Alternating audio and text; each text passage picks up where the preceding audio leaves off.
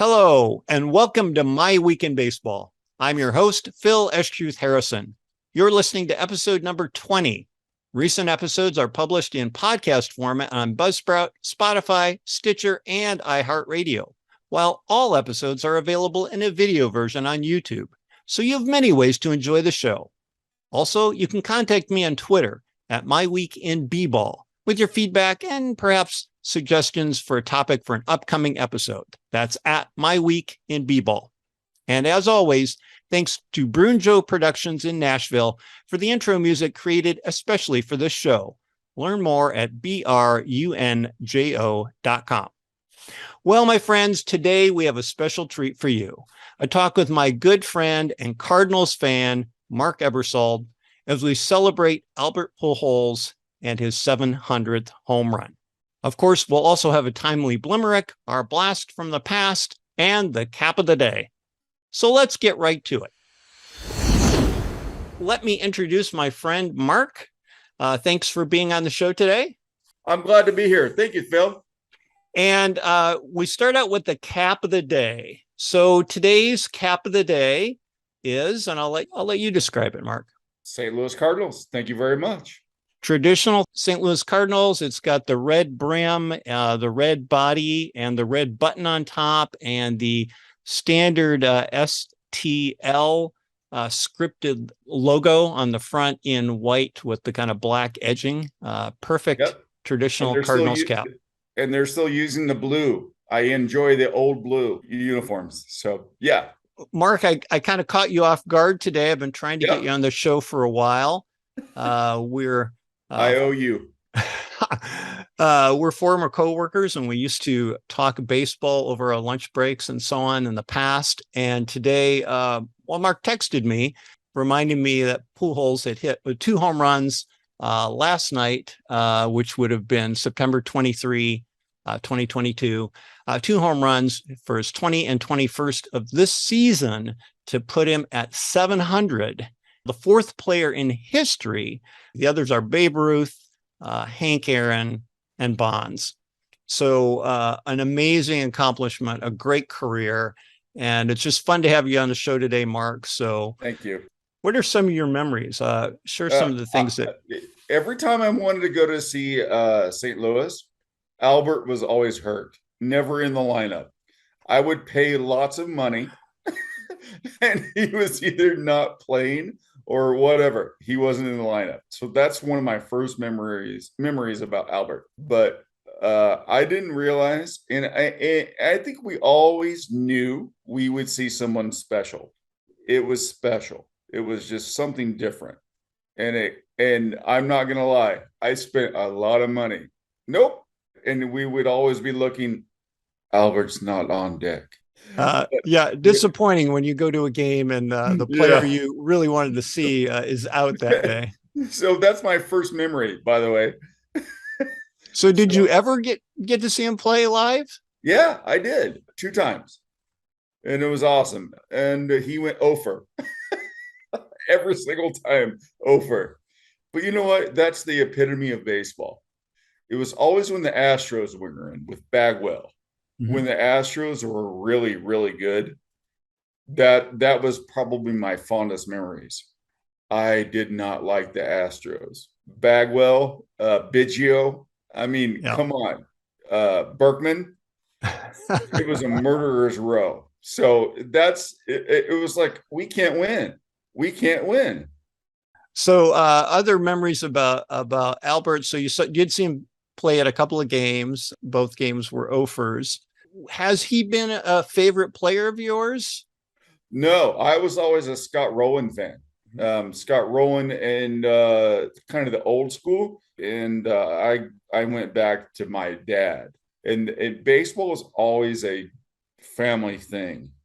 And it was always who's going to be the grittiest player on the field. Scott Rolen was my favorite. And Larry Walker. Don't forget Larry Walker. Larry Walker. Yeah, he was amazing here. But and those were always those guys, and I always looked up to them. Well, to George Brett, he was my favorite. Oh, George Brett. Okay, so I grew up being a George Brett fan. How could you not? right, the Royals. Well, yeah, because you grew up in Missouri, right? Yeah, I did. But mostly a Cardinals fan, but really like George Brett on the Royals. Yeah, my grandmother kept scorecards for the Royals on the radio. So that's where I grew up, listening on the radio. And I never forget listening on the radio to the Royals and the Cardinals. That's how I grew up. Uh, so your grandmother would listen to the radio with a pencil and scorecard? Yep. Yep. Wow. And when she passed, I got a scorecard with her marking it. It was great. That's terrific. We're talking Willie Wilson. Oh, Vita yeah. Blue. Vita Yeah. Blue. Vita Those Blue. guys. Yeah. Willie Wilson. You got me talking. Yep, that's true. So yeah, there's some great, I have some memories of that era of the Royals as well. And Brett's chase for 400, the year that he ended up batting 390. And he always did quite well in the playoffs, usually against the Yankees. Yep. And then Willie Wilson as the awesome leadoff hitter who never, ever, ever walked. But he never did. He never walked, but he hit 333 every single year. So he was still a good player. That's absolutely right. I had a toothpick in my because UL Washington. Right. UL Washington, a shortstop would I always wanted play to with I always had a toothpick in his mouth. And Right. I'm sure, I wonder how many little leaguers actually got injured trying to be UL Washington, a shortstop with the toothpick. So sorry to digress. I'm going into the Royals history, but Dan Quisenberry actually was my hero at that point. Yeah. Dan Quisenberry was the pitcher. As a Tigers fan, the pitcher I was most afraid of, because when he came in, the game was over. Yeah, I do remember one game. I don't remember what season it was, where Lou Whitaker and Alan Trammell had like back-to-back hits off of him, and the Tigers somehow won. And I think it was the only time in history the Tigers came back to beat Quisenberry. So back to Pujols. I know in our texting back and forth, one of the comments you made, you texted me a picture of Stan Musial with Pujols, which is really a great shot of two of the all-time Cardinal greats. But one thing was, it seemed to me that you had some regret about the career path that Pujols took in not staying with the Cardinals for his full time. That indeed bothers me. As a deep fan, I wished he could have been the next Stan. He could have been Stan's equal. And he still is. If you want to look at the numbers, Albert is still, I mean, what are you going to do? You can't deny Albert. But it wasn't the flavor of the city. So he played 12 seasons with the Cardinals, and I'm looking at baseballreference.com. I assume that is including this year, 2022, his final year at age 42, and he's having an amazing season. 10 years with the Angels, although he wasn't nearly as good for the Angels. So, I mean, you're in the lineup with Mike Trout. I mean, you're looking at some of the lineup. I don't blame him anymore. That's what I resented it. I'm not gonna lie. I was passionate about that. It's like, you're gonna be the next Stan Musial. You will have a statue outside of Busch Stadium. Oh. Are you gonna give it up? Are you gonna give this up for money? And that's my resentment. So there you go. I'm laying that right out bare. Gotcha. Because you mentioned that you felt like he got a fair contract offer from the Cardinals and he turned it down. $240 million, and he said no. So anyway, sorry about that. It's petty. I feel petty about that. Yeah. And when I'm looking at his accomplishment, I feel even more petty that I'm begrudging Mr. Albert Pujols. I guess from my point of view, it's interesting that you say that, and in some way, I understand that. I mean, I think, what if, I know Miguel Cabrera was not in the Tigers his entire career, but nearly his entire career. Right. So how would I have felt if Cabrera had left? Or if I think of my dad's generation, how would he have felt if Kaline had left? Right. What Back if in Mickey those Mantle? days, Yeah, Mickey Mantle, back in those days, of course, it didn't happen because of the reserve clause, that's because correct. really the players were forced to stay with their team, which really was not fair. So, but at the same time, it's like, yeah, you want that whole career of the great player. Well, or I guess you could say, how do I feel about Justin Verlander? That would probably be the closest That's a good comparison. comparison. A great player for the Tigers, but I still love him as a player, and I still root for Yes. him. And Yeah, I guess that would be the closest equivalent. What yeah, would have happened? and I'm a hypocrite because of Kurt Flood. Let's just go back to Kurt Flood Mhm. and what that movement did, the reserve clause, and that was it. You're right on. Right. Yeah, so that started the whole cascade. So it's true, Right, today's right. stars are much less So, likely to stay with y- one team their whole career. right, and that's that's why the Yankees and the Boston Red Sox still have their cachet, if you will. If you're a Boston fan, you're a Boston fan. Yankees for life. And I experienced that a couple weeks ago. Oh my word. Oh yeah, you had a recent trip to Fenway Park. Yeah.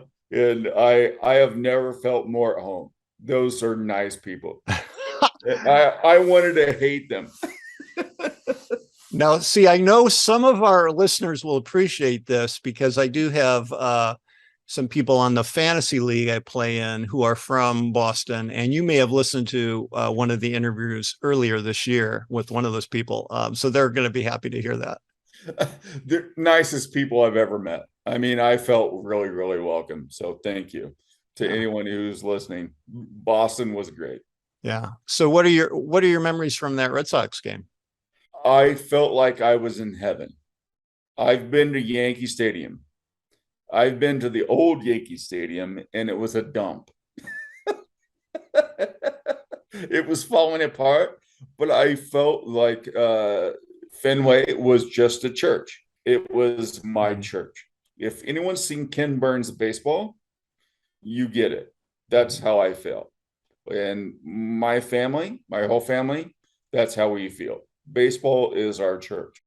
Baseball does tie together generations. It, Mhm. yeah, breaking up a good double play. That I think maybe that I never got to see that, but I was like, someone's gonna go spikes up, go Ty Cobb, but I never got to see that. Yeah.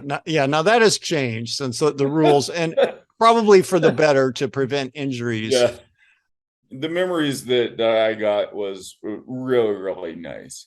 You've been there a couple times, right? I have. I've been to Fenway, I would say 3 or 4 times anyhow. And the one impression I have is just the design of the park being in downtown Boston. And it's kind of quirky because it was built in the city It's not blocks the way it right. is. But I love that it's quirky. And Yes, it holds, I don't know the capacity, but it holds a good number of fans. But you feel very intimate. You feel like you're right there with everybody. I was right there with snarky kids. I had snarky teenagers on my left, and they were making fun of everyone. I was like, okay, I'm home. This is why baseball exists. And today's blast from the past is not a person, not a team, but a famous on the field incident, a controversial event.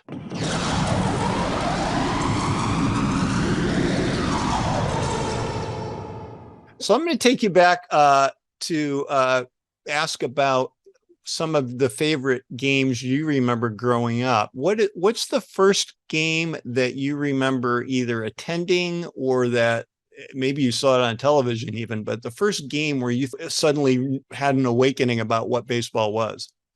85, 1985. Pine Tar. Pine Tar. Oh, the Pine Tar incident. Okay. Yeah. That's where it burned in my brain. That's the Royals and Yankees. F you, Billy Martin. Right. So for people Yeah, who may be listening who don't remember, there was an incident, I believe, but I have to look this up. I believe the Royals were playing in Yankee Stadium. Billy Martin was the Yankees manager, and was it George Brett? The one? Like, forgive me if I'm wrong. I swear it's 1985, but I could be wrong. Yeah, I should just look up pine But tar. that's where I'm at. And George Brett was the first person to have batting titles in 3 different decades. That I didn't know. Yeah. Remember? He was always a great player and fun to watch. And So, he was a good Yankee killer, which I always yeah. appreciated. So am I right? 1985. I think It's 83. So the 83. pine tar incident, and I'm reading this off of Wikipedia, a controversial incident in 1983 in a game, Kansas City Royals and Yankees at Yankee Stadium. And really the main thing is that the third baseman for the Royals, George Brett, hit a home run to give his team the lead, but the Yankees manager, Billy Martin, noticed a sticky handled bat, a lot of pine tar on the bat, and requested the umpires inspect it. And the amount, so there's some kind of rule. I don't remember the specifics about it's how many inches from the handle. You were allowed to have some pine tar on the bat to just help with your grip, but it couldn't like cover the whole length of the bat. Now, why it would really matter if it was up farther than the bat? It seems like if the ball hit it, it would actually slow the ball down if there was some sticky substance on there and give it more drag. I would think that would be an advantage to the defensive team. However, because it did exceed the specified amount, Brett was ruled out. So let's see, the Royals protested the game, and the game was continued from the point of Brett's home run at a later date. It was resumed 25 days later, with the Royals officially winning. So 83. 83. 8, 9, I'm doing the math. I was 12. So that's still burning my brain. So I got the year wrong. Yeah. I mean, when you see George Brett coming out of the dugout, that's my memory. That's probably my biggest memory. He was livid and would punch anyone. You're dead. I'm going to punch you all. Yeah, that's a crazy thing. Yeah, and I think my favorite thing looking at as I'm an adult, Billy Martin was cool as a cucumber. He knew what he was doing. Mm-hmm. That's what cracks me up. Yeah, Martin was one of those managers who noticed every detail. And if he could find an advantage for his team in some small rule or some small obscure thing, he was going to do it. So yeah, he would do it. And he'd fight you in the dugout when you get back. Yeah.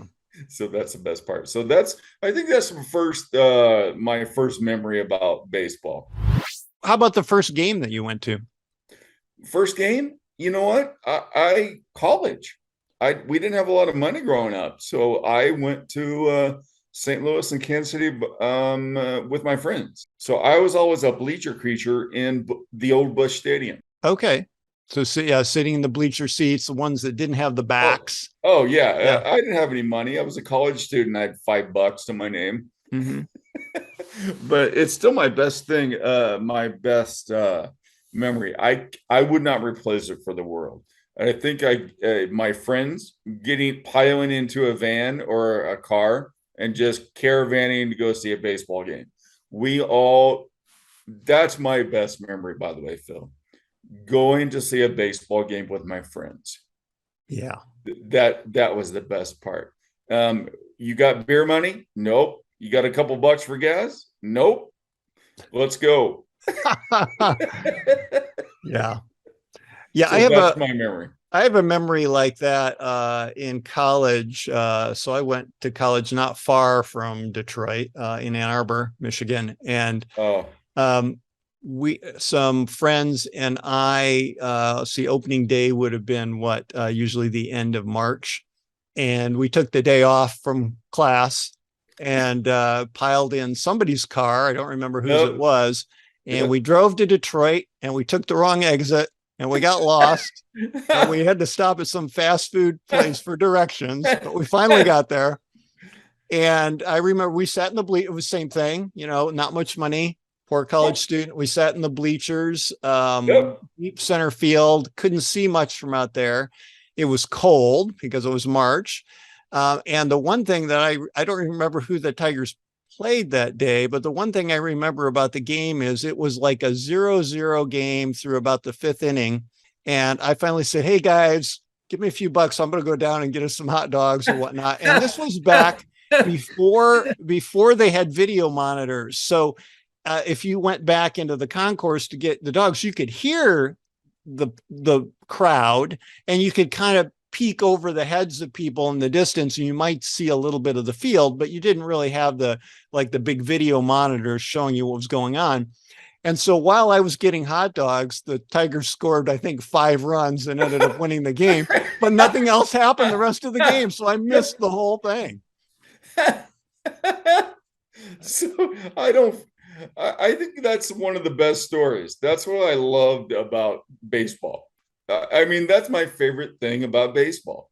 We all have that common story. Right. It's the funny things that happen, right? The quirky things that happen. And I think the appreciation of the really good plays, when you see a double play turned well, when you see a play broken up at second base, when you see a great play at the plate, a great bunt, anything. And you're like, even if it's the other team, I want my team to win when I'm there, but I love seeing great defense or great pitching or whatever. So if that happens to happen for the other team and I get to see a great defensive play, so be it. Yeah. And we get St. Louis crowd gets a really bad rap for being the best, quote unquote, best fans in baseball. We'll stand up. That's one thing I was really proud of. When somebody did horrible against us, meaning they hit a grand slam or something, you're going to get a standing ovation from the St. Louis crowd. And that's what I always appreciated about baseball. And that's no one's fault. You're like, we're not Yankees. We know what's up. Thank you. You deserved it. Right. You get applause. So that's one of my best things. That's very cool. So I'm going to read through a few stats on Albert Pujols here. He started at age 21. And he played, he's now age 42. So 22 seasons in the majors. So some career numbers: hits 3,377 and counting. So really remarkable. Home runs, so now 700 even, putting him in that elite group of just 3 other players. A career batting average of 296. Career on base percentage of 374 career. That's terrific. Slugging slugging 543 and a career on base plus slugging 917 for a career OPS plus of 144, which means in his whole career 44% better than the typical hitter. And I have not looked up defensive stats, Mark, but I believe he had a reputation for being quite a good first baseman. You know what? He was very good. Yep. So he's a 3-time MVP. He won Rookie of the Year, 11-time All-Star, and 2 times in the World Series. A terrific player, all well-deserved. Looking at some key things, at age 23, he led the league in doubles with 51 and batting average with 359. So he won the batting title at age 23. He led the league in slugging multiple times. He led the league in on base percentage, 443, a 443 on base percentage one year. Wow.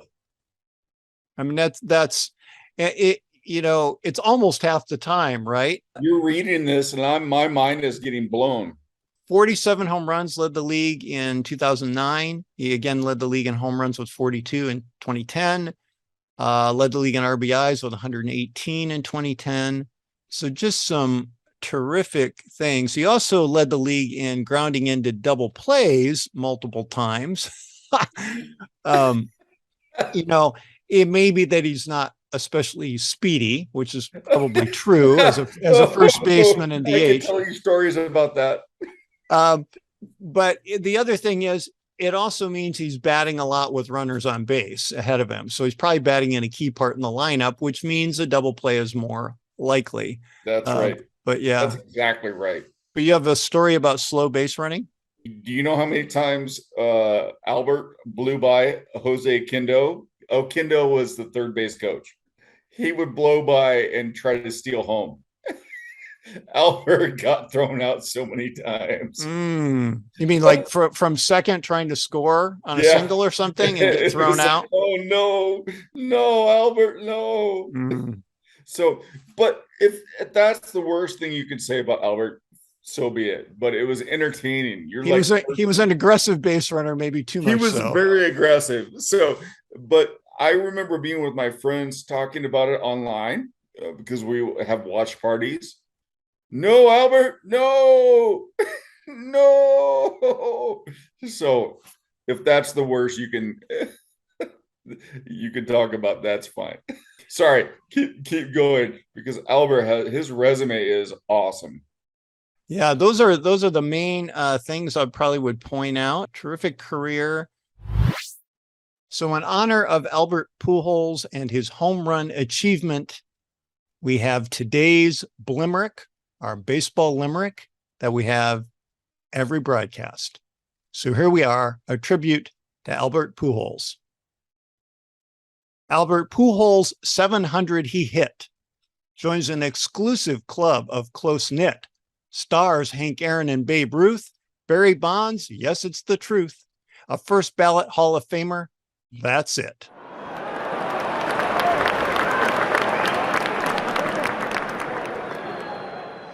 So thank you, Mark, for joining us today and talking a bit of baseball, about the Cardinals, about the Royals, about your memories. And that's all for today, my friends. Join us next time because honestly, what can be better than talking baseball? And in the meantime, feel free to reach out to me on Twitter at MyWeekInBball. Thank you for joining us. I'm your host, Phil Estruth Harrison. We'll see you next time on My Week in Baseball.